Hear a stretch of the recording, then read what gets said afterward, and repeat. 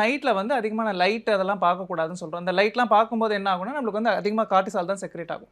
So இப்போ coming to your point, night shift work பண்ணுறவங்க இருக்கும்போது என்ன ஆகும்னா, கிரானிக்காக அந்த ஸ்ட்ரெஸ் இருக்க மாதிரி இருக்கும். ஸோ கார்ட்டிசால் லெவல் வந்து கொஞ்சம் அதிகமாகிட்டே இருக்கும் உடம்புல. கார்ட்டிசால் லெவல் அதிகமாகும்போது உங்களுக்கு என்ன ஆகும், நைட் எப்படியுமே முழிச்சிட்டு தான் இருப்போம். ஸோ சாப்பிடுவோம், ஓவர் ஈட்டிங் பண்ணுவோம். அது இல்லாத என்ன ஆகும்னா, உங்களுக்கு வந்து வெயிட் போடும் ஓவர் ஈட்டிங் பண்ணுறதுனால. இந்த கார்ட்டிசால் லெவல் அதிகமாக இருக்கிறதுனால பிளட் சுகர் லெவல்ஸ் அதிகமாகும், பிபி அதிகமாகும். இந்த அதிகமாக சாப்பிட்றதுனால உங்களுக்கு வந்து என்ன ஆகும், added to that physical activity எதுவும் இல்லை அப்படின்ற மாதிரி இருந்ததுன்னா, லிப்பிட் லெவல், நம்மளோட கொலஸ்ட்ரால் லெவல் எல்லாமே மாறுபடும். ஸோ இது 3மே என்ன ரிஸ்க் ஃபேக்டர் அப்படின்னா, கார்டியோவாஸ்குலர் ஹெல்த்துக்கு, அதாவது ஹார்ட் பாதிக்கலாம், அடுத்து ஸ்ட்ரோக் வரலாம். So even it may lead to cancer also over period of time. So these are all the things. ஸோ இதை வந்து எப்படி ரிவர்ஸ் பண்ணலாம்னா, ஒரு 5 வருஷம் ஒர்க் பண்ணியிருக்காங்க. ஸோ அதுக்காக இனிமேல் ரெக்ரெட் பண்ண வேண்டிய அவசியம் இல்லை, முடிஞ்சது முடிஞ்சு போச்சு.